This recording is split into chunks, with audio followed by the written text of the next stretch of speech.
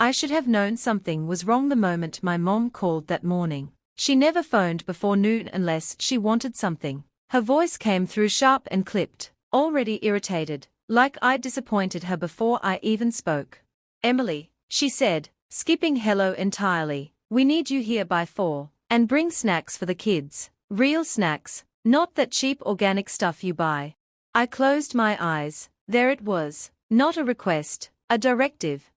I was 31 years old. I had a full-time job, my own apartment, and a life I'd built carefully, deliberately, away from their constant demands. But in my family's eyes, I was still the default babysitter, the unpaid maid, the emotional dumping ground. My sister Lauren, 2 years younger, was untouchable, the golden child, mother of 4 under 10, queen of chaos, and somehow the only person in the world whose exhaustion mattered. "I can't today," I said, clearing my throat. "I told you I had overtime this week." Mom scoffed. "Overtime? Don't be dramatic. Lauren needs a break. She's overwhelmed. Unlike you, she actually has responsibilities." "I have responsibilities too." "Don't start," she snapped. "Your sister is exhausted. She needs you." The word "you" landed heavy, not grateful, not kind, ownership, obligation, like my time wasn't mine to give.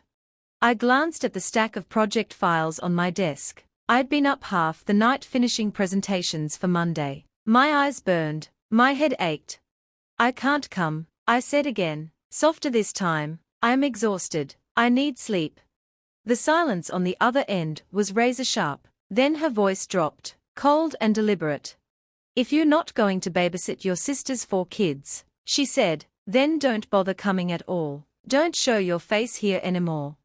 My chest tightened. "Mom, it's one day." "One day," she snapped. "Your sister gives everything to this family, and you give nothing. We ask for a few hours, and you act like we are asking for a kidney." I gripped the edge of my desk. "I just need one day to myself." "Oh, how selfish," she hissed. "Lauren is crying right now. She can't depend on her own sister. Do you understand that?" In the background, I heard Lauren, not crying, just whining, theatrical. "I just need rest. Mom, I can't do anything with these kids. Emily better come."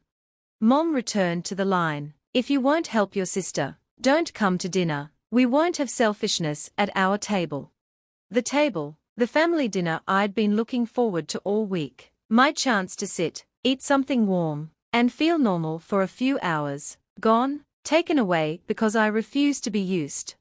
That familiar ache spread through my chest, the one that came every time they compared me to Lauren. She had 4 kids by 3 different men, no job, constant crises. They paid her rent, defended her mistakes, called her our baby, our treasure, our fragile one. I was the strong one, which meant I wasn't allowed to break. I wasn't allowed to need. I was only allowed to give. I hung up without another word, already bracing for what came next.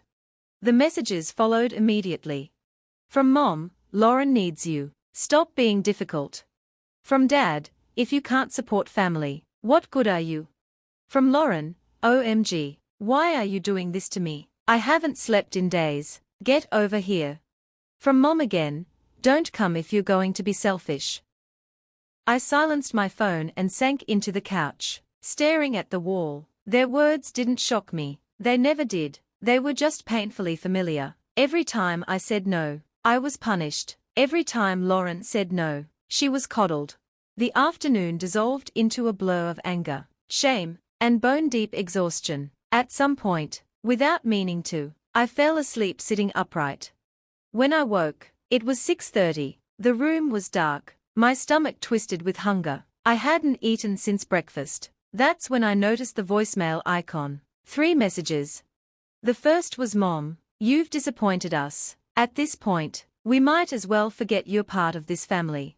The second was, "Dad, this is unbelievable. Emily, your mother is crying. Lauren is devastated. We expected better from you."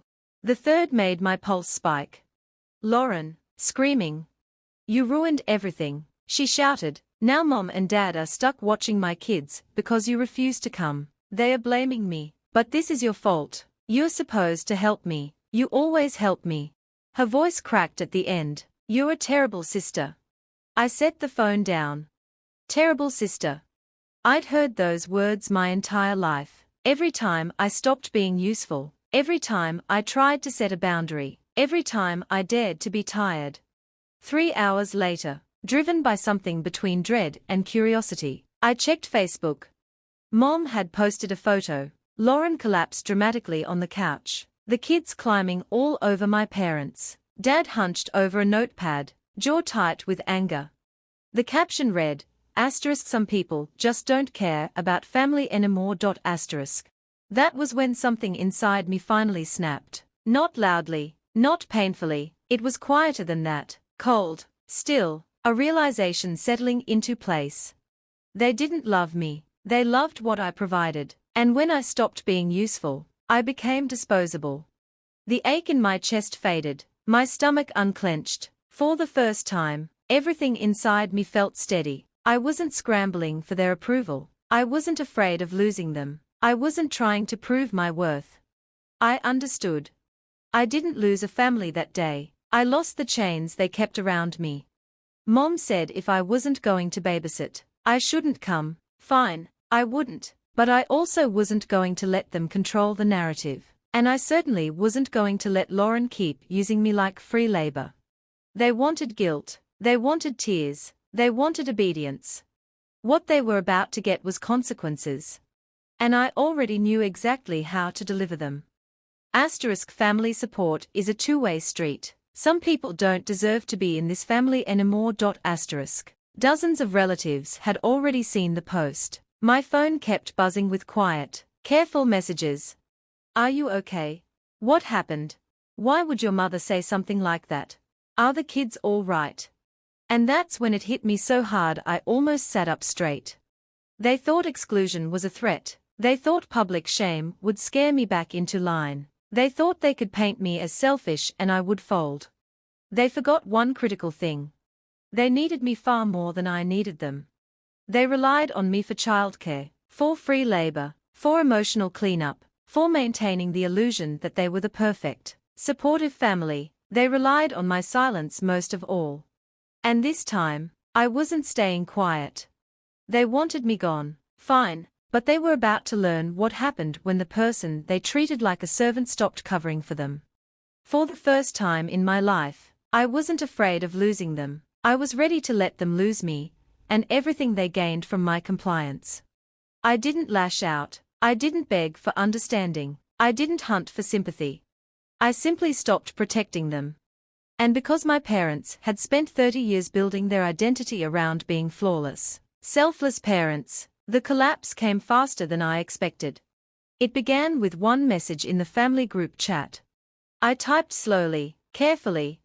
Since Mom said I'm no longer part of the family if I won't babysit, I want to clarify what actually happened. I told them I was exhausted and had work deadlines. They told me not to come. I was screamed at and blamed for Lauren going out last night. I received voicemails calling me selfish. I'm done being used as free childcare. I'm done being treated like staff. Then I attached the voicemails, all three of them, Mom, Dad, Lauren. And I hit send.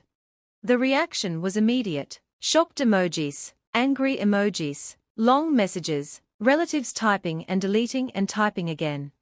Lauren called me first. Panicked, I didn't answer.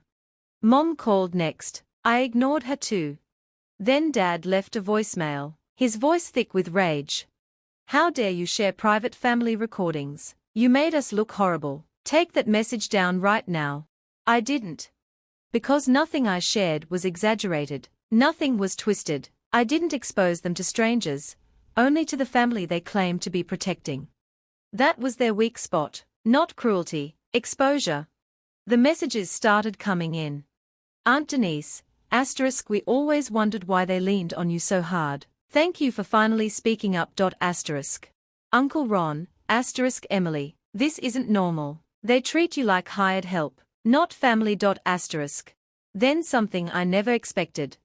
Lauren's first ex, the father of her oldest two kids, wrote, they always said I was irresponsible and wouldn't let me see my kids alone. Meanwhile, They are dumping all 4 of them on you. Asterisk. The perfect family story unraveled from every direction. But the real turning point came the next day. I got a call from Child Services. Not because I reported anything, but because a neighbor saw Mom's Facebook post, saw Lauren publicly spiraling, noticed 4 kids screaming in the yard past midnight while Lauren was out at a bar, and filed a report. And here was the final twist. My parents had told everyone I refused to babysit because I didn't care if the kids were suffering. So Child Services called me first. "Hi, Ms. Adams," the social worker said gently. "We received a report regarding possible child neglect involving your sister's children. Your name came up as the relative who usually cares for them." I took a steady breath. I don't live with them. I don't care for the children. My parents pressure me to do it. There was a pause. "So you are not responsible for the children?"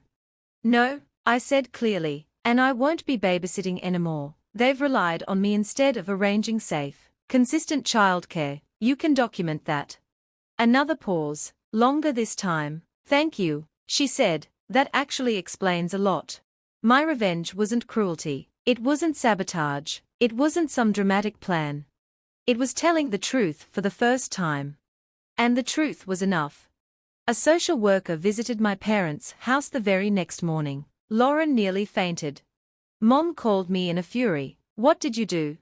For the first time in my life, I didn't shake. I didn't do anything. I said calmly, "This is what happens when you expect me to parent children that aren't mine. You made them think we are unfit."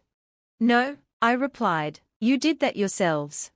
Dad took the phone. His voice wasn't angry anymore. It was unsteady. "Emily, please, talk to them, fix this." And just like that, the balance shifted.